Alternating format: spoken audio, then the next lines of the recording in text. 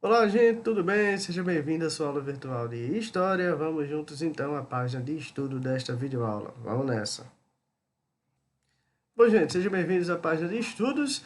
E vocês estão vendo aí o tema da nossa videoaula, exploração do ouro. Mas exploração do ouro onde? No Brasil, tá?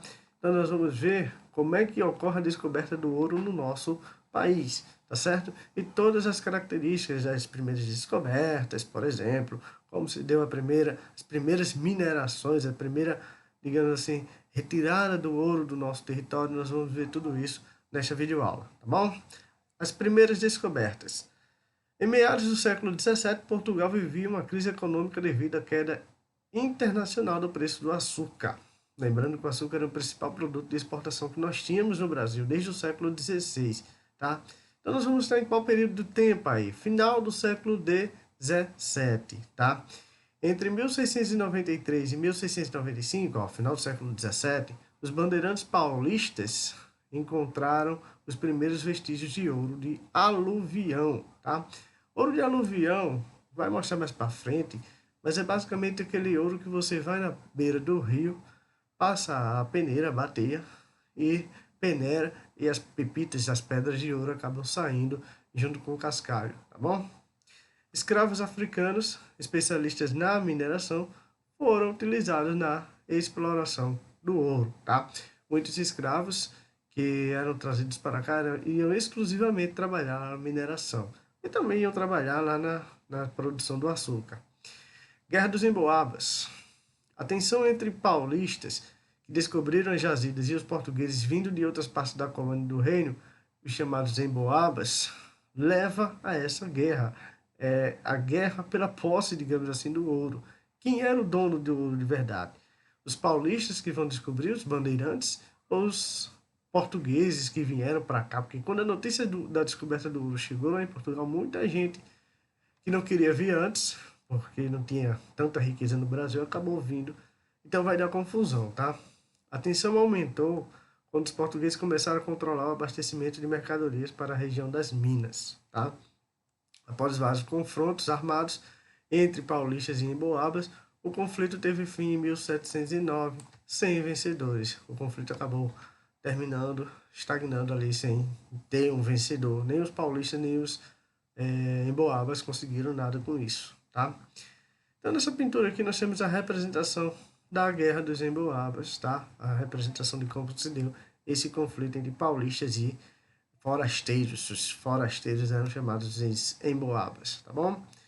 As técnicas trazidas da África. Os africanos trouxeram para o Brasil várias técnicas de mineração que eles já conheciam e utilizavam na África.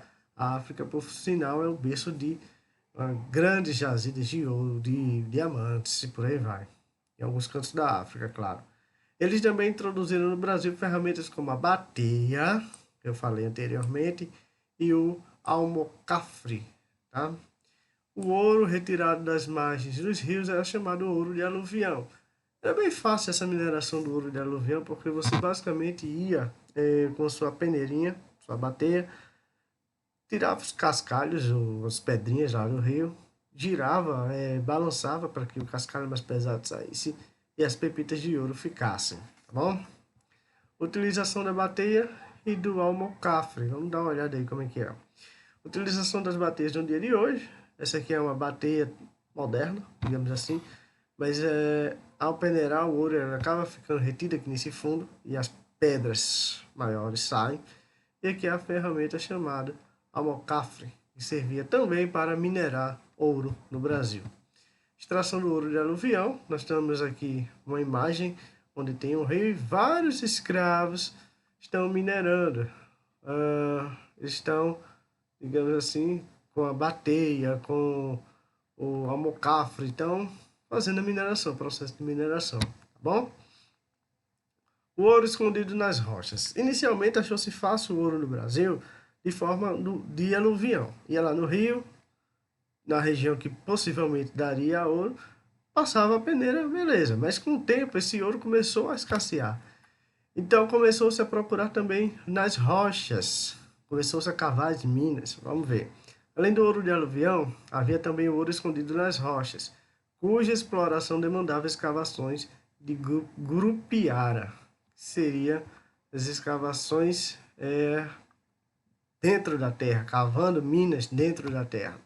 Então, diferente do ouro de aluvião, que você precisava de um rio, olha a imagem aqui mostrando, de um rio, o ouro explorado nas rochas, que ficavam nas rochas, eles acabavam sendo mais difíceis de encontrar porque você precisava cavar fundo lá dentro da montanha ou dentro da região para que você encontrasse o ouro em pedaços maiores ou em rochas em